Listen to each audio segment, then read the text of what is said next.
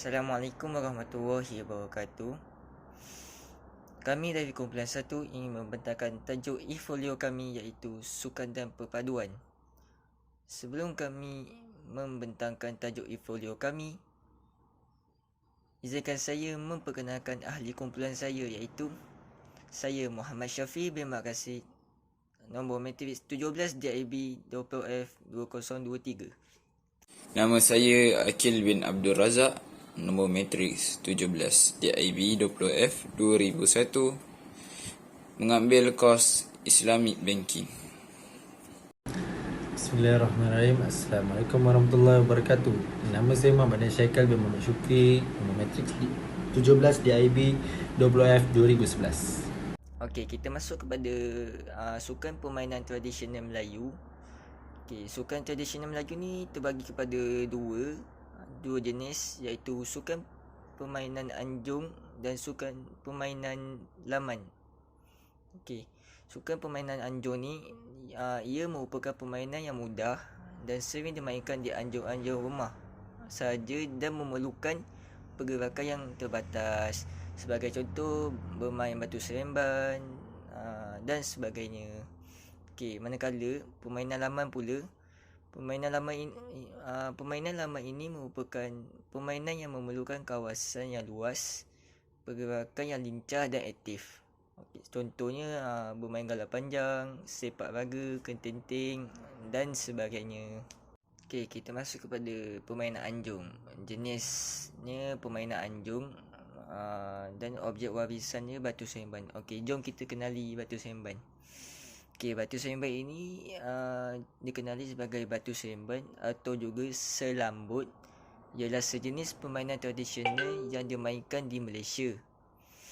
Okey, ia biasanya dimainkan oleh kanak-kanak perempuan secara individu atau secara berkumpulan seramai 2 hingga 5 orang dan sering dimainkan pada waktu lapang.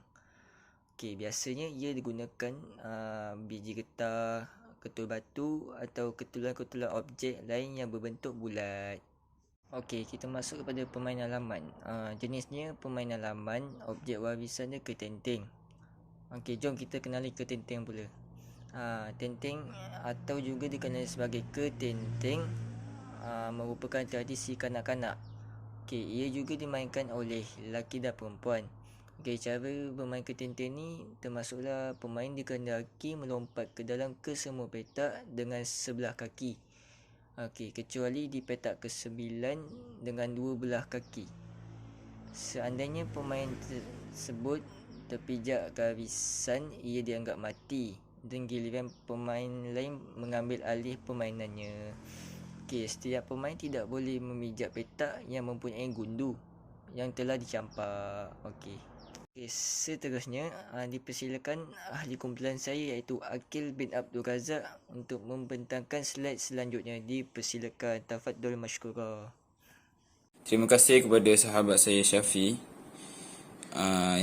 yang membentangkan sebentar tadi. Kemudian seterusnya saya akan membentangkan sukan permainan tradisional kaum Cina. Kaum Cina mempunyai 3 permainan tradisional. Yang pertama mahjong, yang kedua yoyo Cina dan yang ketiga jiangqi. Mahjong merupakan permainan untuk 4 orang yang berasal daripada Cina. Mahjong melibatkan kemahiran strategi dan pengiraan termasuk juga nasib. Ia juga bergantung kepada variasi permainan yang dimainkan. Nasib juga boleh menjadikan isu remeh atau faktor utama dalam kejayaan permainan ini. Backside mahjong ni, dia juga popular dalam permainan judi dan juga sering dijadikan permainan di dalam komputer. Yang kedua, yoyo Cina. Yoyo Cina adalah permainan daripada Cina yang ada 2 cakra yang sama saiz yang dihubungkan oleh gandar yang panjang. Yoyo Cina sentiasa berpusing pada tali yang diikat pada 2 batang kayu kecil. Pemain akan pegang di hujung kedua-dua kayu dan mengimbangi yoyo daripada jatuh. Permainan ini dipercayai telah wujud sejak zaman dinasti Ming sekitar tahun 1386 hingga tahun 1644 selepas Masihi. Yoyo Cina ini dibuat daripada buluh. Oleh sebab ia dibuat daripada buluh, yoyo ini mudah patah dan tidak sesuai untuk aksi-aksi yang lasak. Sesetengah yoyo dimasukkan alat yang menghasilkan bunyi. Apabila dipusingkan dengan laju, bunyi ini membolehkan pemainnya mengimbangi kelajuan yoyo. Yang akhir sekali permainan Cina ialah Xiangqi. Xiangqi adalah sebuah permainan papan Cina yang dimainkan oleh dua orang pemain. Xiangqi berada dalam keluarga yang sama dengan catur.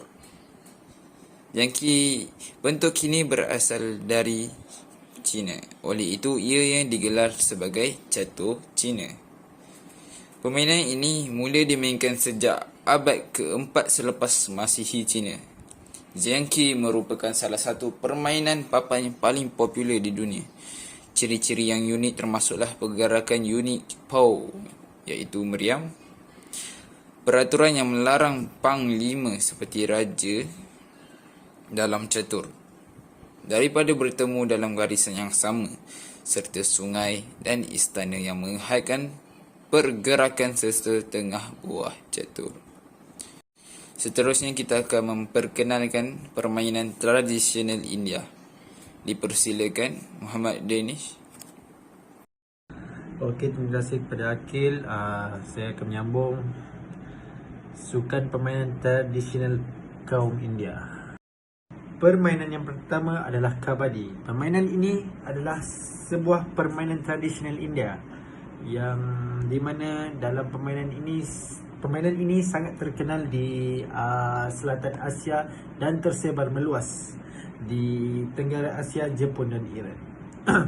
Kabadi juga dimainkan oleh tentera British bagi tujuan hiburan, menjaga kemantapan badan dan juga mengumpan tentera askar dan komuniti Asia British. Cara untuk bermain permainan ini adalah dalam satu permainan terbahagi pada dua pasukan, yang di mana dua pasukan tersebut terdiri daripada 7 orang ahli pemain. Ukuran gelanggang ini ialah 125 meter kali 10. Permainan yang kedua adalah Caruranga. Caruranga ialah permainan di mana ia adalah permainan catur moden yang berkembang di India pada abad ke-6. Sejak awal permainan ini sudah diperkenalkan dua pihak yang bermain. Perbezaan buah catur dengan kekuatan yang berbeza dan kemenangan tergantung pada buah yang terakhir. Atau dalam catur moden ditandai oleh tumbang yang sang raja. Dalam catur kuno, papan catur memiliki 100 kotak atau lebih. Pada awal abad 19, sebuah pendapat disampaikan Kapten Hiram Cox dan Duncan Forbes bahawa dulu catur dimainkan 4 orang sekaligus termasuk 4 pemain dalam Caruranga. Dan yang terakhir ialah Ho-Ho. Ho-Ho ialah satu permainan tradisional yang popular dalam kalangan kaum India. Berasal daripada Maharashtra. Ini pada mulanya dimainkan menggunakan kereta kuda. Kebanyakan ahli India mengatakan Ho-Ho merupakan hasil pengubahsuaian daripada satu permainan lari dan kejar di mana seorang pemain akan berlari dan mengejar serta menyentuh pemain lari. Permainan ini memerlukan kecergasan fizikal pemain serta pergerakan fleksibel untuk mengelakkan peserta-peserta lain. Sekian, terima kasih. Sekian daripada kami iaitu kumpulan 1. Assalamualaikum warahmatullahi wabarakatuh. See you soon. Bye bye.